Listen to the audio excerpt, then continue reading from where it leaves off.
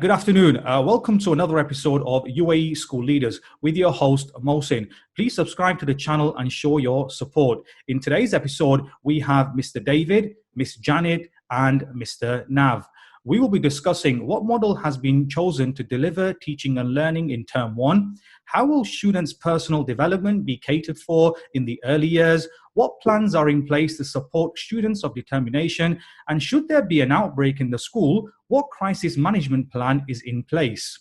Schools are to reopen in the next academic year. Guidelines have been sent by governing bodies across each state that allows schools flexibility depending on parent surveys and other factors for schools to choose a reopening model. So let me start by asking Mr. Nav, what mode of delivery will you use in your school across each phase?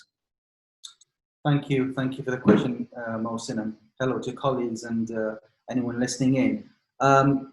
I'd probably start by saying everything I say right now is subject to approval. Now, my school is in Dubai, and every single school in Dubai have submitted plans to the KHDA for whatever the proposals are, and those responses have not come back. So that's where I would probably begin. Now, in my particular school, the proposal is an all-through school, so it varies from year to year. So I'll break it down a little bit more.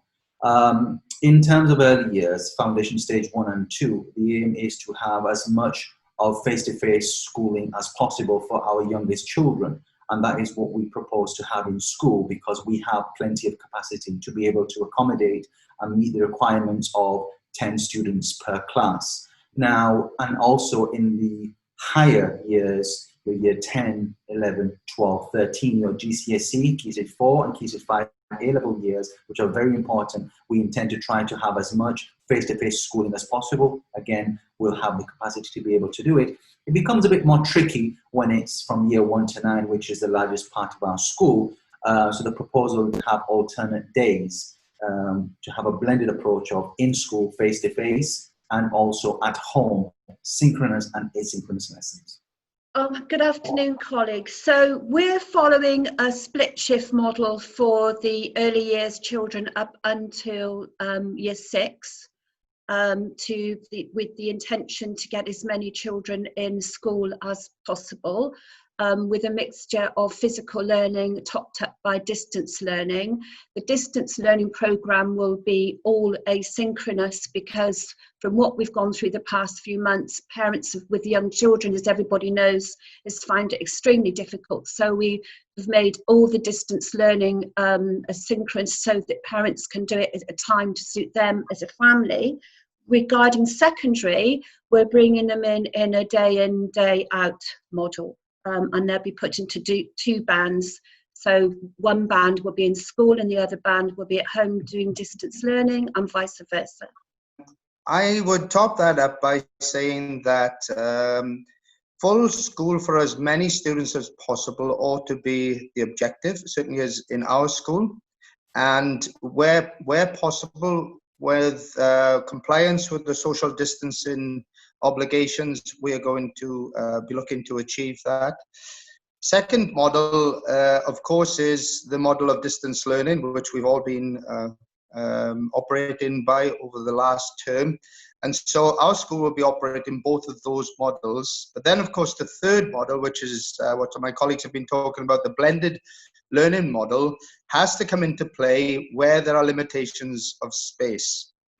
For our school, we are keen to make sure that our early learning students maximize the amount of face-to-face learning that's possible for obvious reasons, as Jana has already mentioned, that you can't really in early years substitute for that face-to-face learning that early learning children get when they are sat with the teacher and with other students of the same age.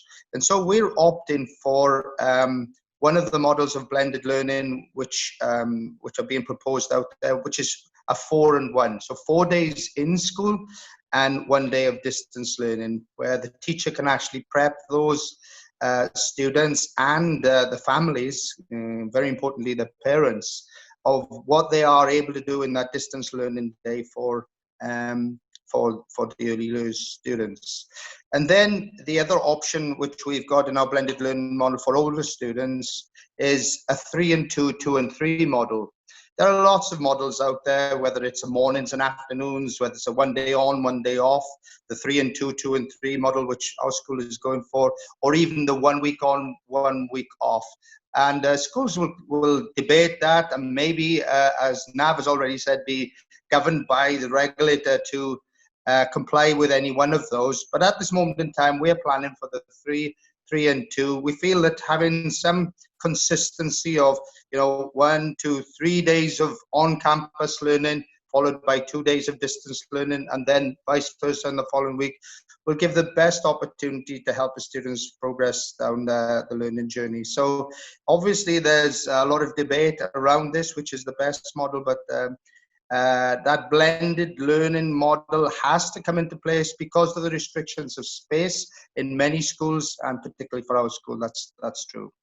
And if I just may add one more thing, Mohsin, to what colleagues and I have said, and I'm sure it's all the same for all schools, every school will definitely accommodate those parents who perhaps have anxiety of sending their young children or children to school, and we will accommodate them. So we have around 50% of parents when we surveyed who prefer to have their children at home full time for the first few weeks, 2 to 3 weeks, for the inset of reopening, or I should say opening, to be quite honest, because we've always been open as a school.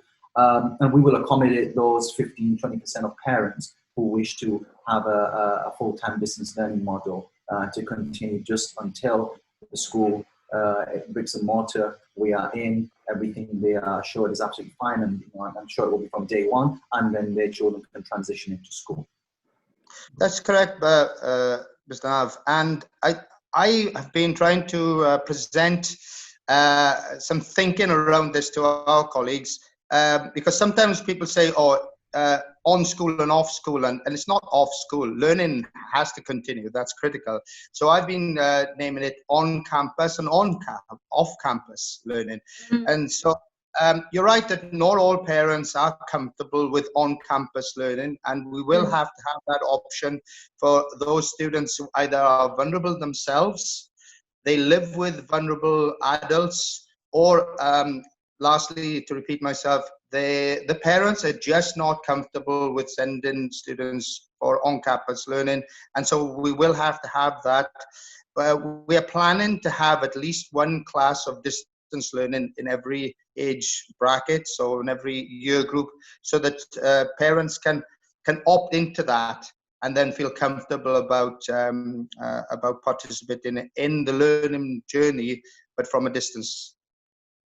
Yeah, we're doing the same actually, David. We're having a distance learning class in every year group, and actually we had an SLT meeting yesterday.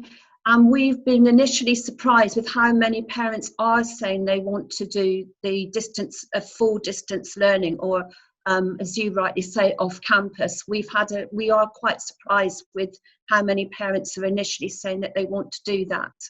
Mr. David, how will you ensure students' personal development is catered for in the early years, especially in terms of classroom layout? I think there is a challenge around that, and certainly was a challenge around personal development when students were being educated at home and off campus. And that is particularly behind our philosophy for going for a blended learning approach, where there is 4 days on campus and 1 day off campus. We feel it's very critical, as I've already mentioned, that face-to-face element with the youngest students, with early years particularly, and it's very difficult to substitute that behind a camera, behind a screen, and so opting for a 4 day in school is meant to compensate for that in the best possible way, with only 1 day of distance learning. And then normal schooling will take place, apart from the fact of the size of the group. KHDA requires us to have what they call stable groups of no more than 10 students. And we have therefore organised the classrooms, taken away all of the extra furniture, in order for those 10 students to be spaced out within the classroom, to give them that proper distancing of 1.5 meters. And that bubble, then that stable group, will be educated discreetly from others. And so we will maintain that distance, not just one another within the class, but with that class and other groupings for health and safety reasons. We actually formed an academic working group 2 months ago, and we focused on all the 7 areas of the early years foundation stage, but with a particular focus on personal, social, emotional development. And we used in-house early experts and experts in early years outside of the schools, because actually a survey just done by the World Health Organization showed that COVID has had a significant effect on children's personal, social, and emotional development. So we've really prioritised PSCD. We set up, created a bridging programme for the summer holidays where we sent home a PSCD pack to support parents at home.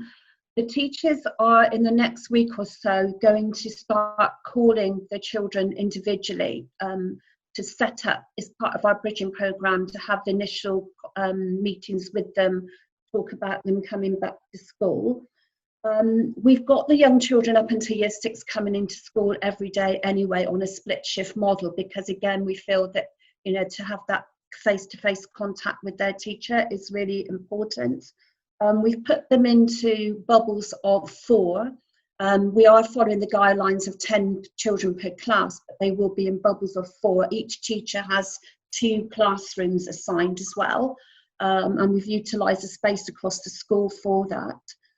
I think we did a lot of successful work with the distance learning programme. We really focused on PSCD, and I think without doubt, and I've certainly said this to my team, and I know my colleagues would have said the same, PSCD, particularly with the younger children, has to be our priority. Thank you for this question. I really think this is the most pertinent question, not just in terms of early years, but across the entire school. Well-being is absolutely critical and must be on the highest part of the agenda, as high as health and safety. And sometimes we forget, as school principals, leaders, teachers, or anyone else that works in the school, we are focusing on, rightfully so, on so much on the health and safety, the operational, the logistics of it, that we need to try to make this as natural as possible for our students, particularly our youngest students and our most vulnerable students.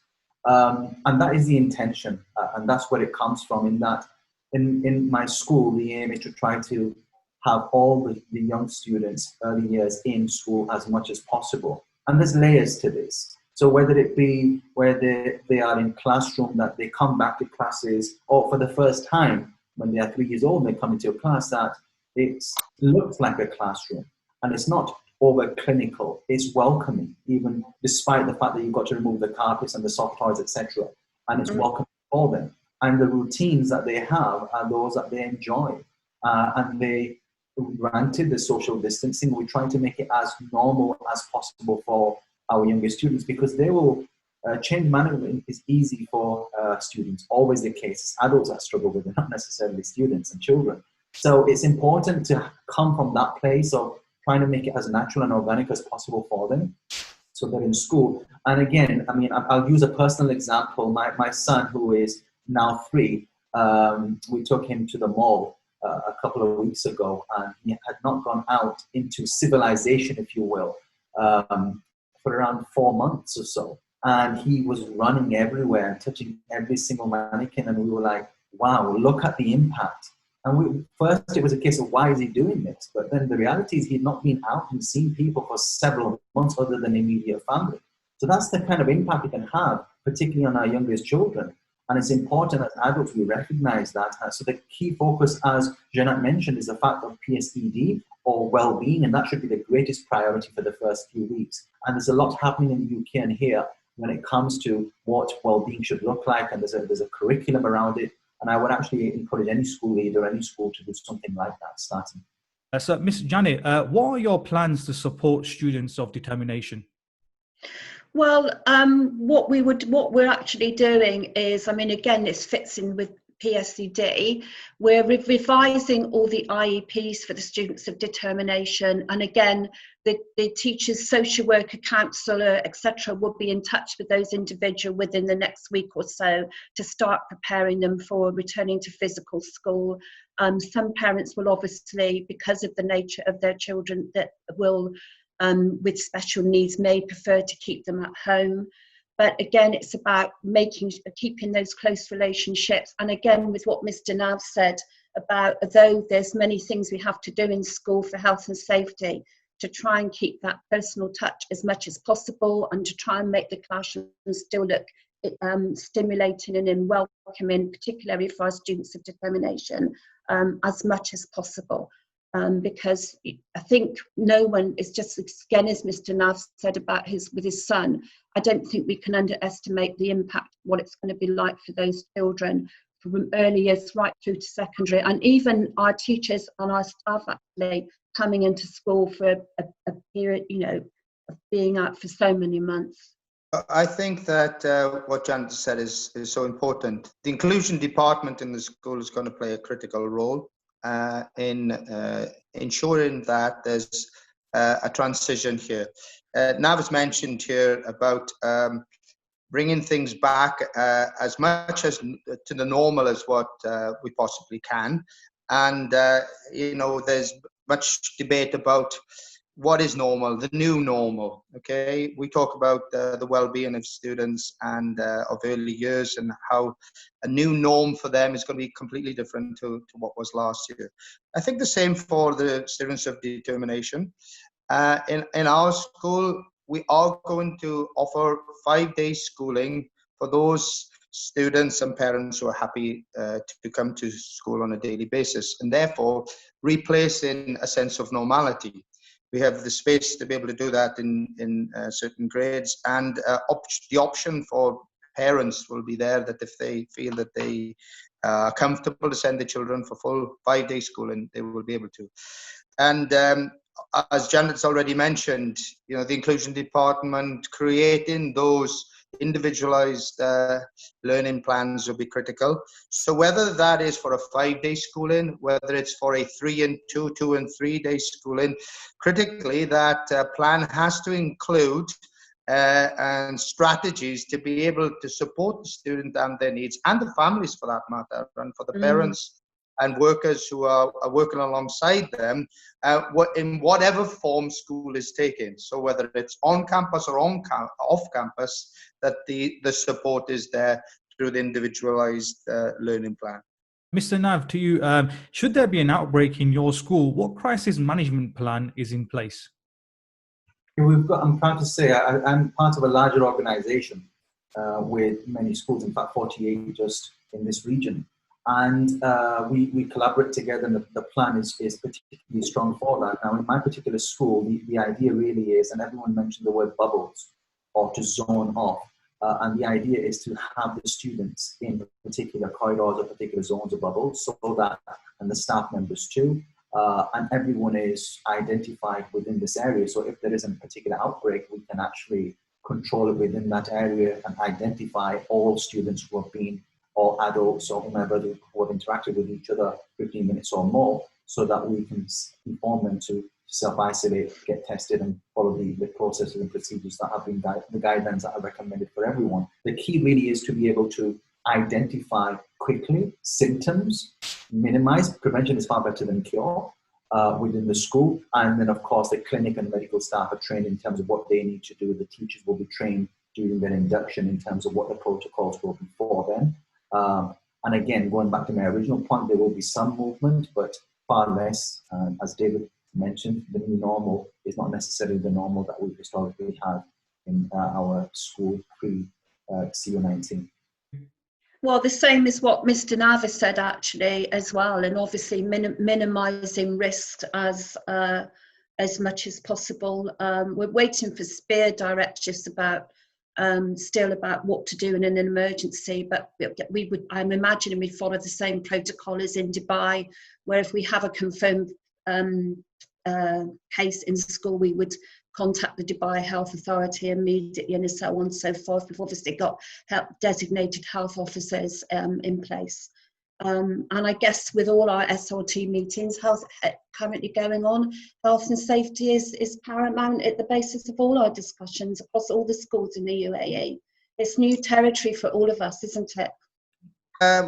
Obviously, all schools have already, as part of their staffing, medical personnel. That is going to be beefed up at our school. We have to employ extra medical staff, and the health and safety officer plays a key role in this. And obviously, we have to be prepared for an outbreak. I like what Nav said, and of course, it's important that we identify zones within our school and minimize crossover. Certainly at our school, early years will not be able to interact with older students and vice versa. So the crossover will be minimized like that. Should there be an outbreak, initially, if a student becomes unwell, we are required to have an isolation room, and that student will be isolated there, and our nurse and health and safety officer will be obviously alerted to the fact that a student's unwell, and then parents to be involved. And there is a plan laid out in KHJ, which all schools will have to follow, that they will be take the hospital, and then should a case be confirmed, then within that bubble that student was working with, or within that area of school, within that zone, or even this whole school itself would need to be able to immediately go into lockdown procedures. And we will be following the advice from the Dubai Health Authority in that. So parents need to be aware of the fact that all schools will have a plan, will be able to operate and function within that plan should an outbreak occur. But that, as Nav's already said, it's about minimizing the risk. And so schools will firstly screen students before they're allowed on the bus to make sure they have the temperature. Every student will be screened coming into campus, so they will have the temperature taken. Things like shoes and bags will be sprayed, and then the movement around school will be minimized, and so that if we need to mobilize into action, we can do so very quickly.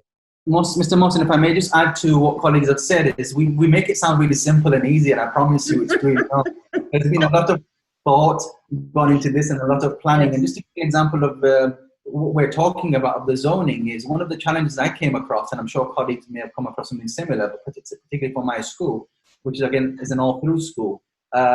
You have electives in GCSEs and A-levels. So imagine if we're saying zones, but if some students in the class may be going to a physics class in the labs, and someone else might need to go to the arts or the performing arts studio. So this zone becomes a bit more of a challenge now if everyone is going everywhere. So this was one of the challenges. Or for example, Arabic across the school, because Arabic A, Arabic B, and within the Arabics you have various age, exposure particular for their particular age, and there's differentiation, and they may need to be moving to different areas, which becomes another challenge. And these are the type of challenges school leaders have had to face and overcome, and put plans in place and try to preempt every possible scenario so our children and everyone, all our stakeholders are safe. And not only that, they are happy to come to school, and they're enjoying their time in school. But we are having to think outside the box, or even go back in time to think of schooling in ways that perhaps we thought were outdated. For example, you mentioned about Arabic A and Arabic B. We are beginning to think about streaming in Arabic literacy in order to find ways to minimize movement. And again, typically perhaps looking at what we thought was an outdated model about, rather than teach students moving around the school, but having teachers only move around the school where appropriate and where possible. So again, to minimize the amount of movement of students around the campus. So in some ways, it's reinventing an old wheel, because that was how school was in years gone by.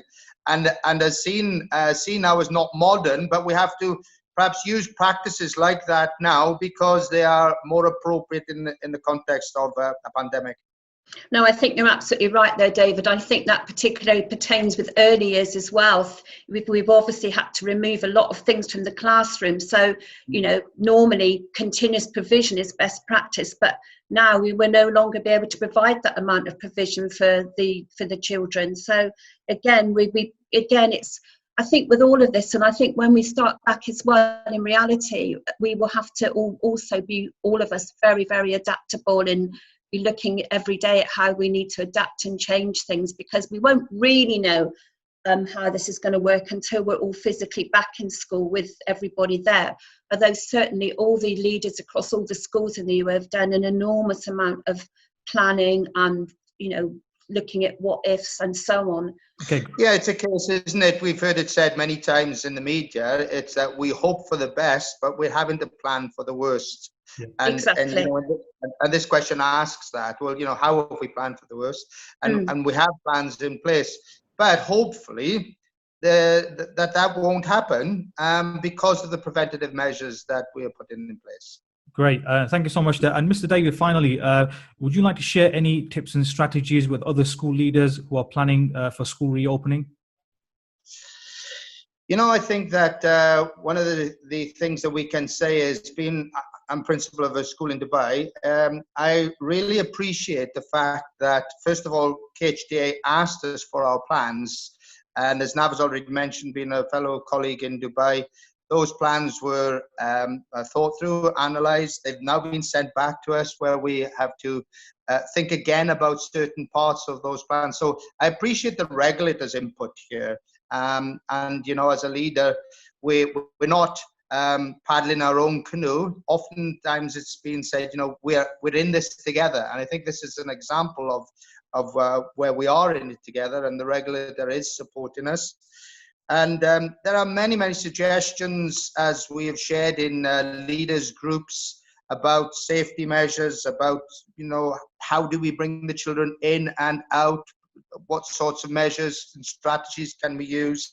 You know, we've mentioned already in conversation about these safe bubbles and safe practices around, you know, what were normal practices in school. Now we're having to rethink some of those, and we're having to go digital in lots of ways that we wouldn't have gone digital previously. So, you know, things like to start perhaps with even the accounts, there's online payment, there's online interviews, there's online meetings, even giving online feedback and providing a portal and an opportunity for parents to speak directly with teachers, online assessment. You know, almost everything is now becoming online. And so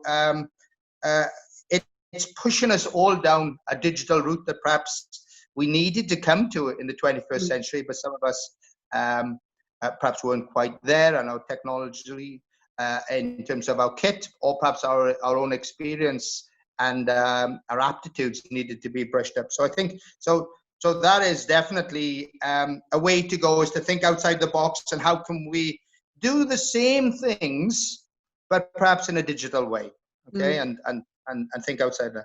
And I do appreciate one of the leaders groups that I'm on in a WhatsApp group, relying on other colleagues. I can't stress how important that is. It's sort of not a competition.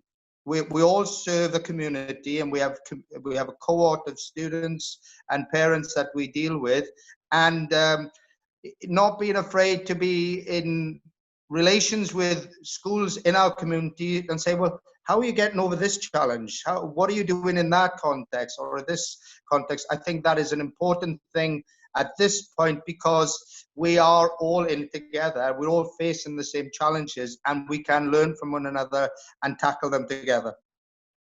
Well, I would obviously 100% agree with everything David's just said. I think going with his last point, I think it's really important, and I'm part of one of the groups, the WhatsApp leaders groups, and I'm personally finding it invaluable. I think the barriers that may have been before, or some barriers before COVID now have broken down, and people are happy to share ideas, ask questions, and I think that's one of the most wonderful positives that's come out of this. And I believe that we should all continue to do this, you know, because we're all going in and working in this uncharted territory. But I also think, as David said, we've gained so much. So, you know, there are some things now that we will never go back to. So, you know, my team, we've already decided that we will continue to have most of our staff meetings online in an evening once a week, because we want to maximise the use of time in school, and the teachers will need a break as well during the day, especially with the split shift model. So we decided there's absolutely no need to go back to have those physical team meetings, and we're going to look at the way, obviously we've been delivering PD digitally through these last few months, and again we will continue to do that. So we've gained a lot as well, and gained a lot of skills. And I do just want to summarise, I absolutely believe, and I've said to my team, particularly the first few weeks, PSED has to be the absolute priority. PSED for children, parents, our staff, and for the leaders of the school as well, has to be the absolute priority. Starting with, and colleagues have mentioned this, that no man or woman is an island, and the power of collaboration is absolutely key. Now, we may work in schools which are large groups with several schools, or you might be a single school, and colleagues have mentioned there are various networks that you could be part of, and it's absolutely critical that we are part of. And certainly I have been collaborating with other schools, of the British UK curriculum schools, larger schools, smaller schools, primary, secondary, all through, just to understand what others are doing. And that's helped me keep well informed. That's the first point. Secondly, after I did this, it was absolutely critical to get the point of view of parents and of staff in terms of what are their preferences, how are they feeling, what would they like to do, and that should be and inform your planning of coming back into school. Absolutely critical. And just with that, I'd like to share, I went back to school a couple of weeks ago, and we had and I mentioned this, I had a meeting with my SLT. And I found it really strange being around them.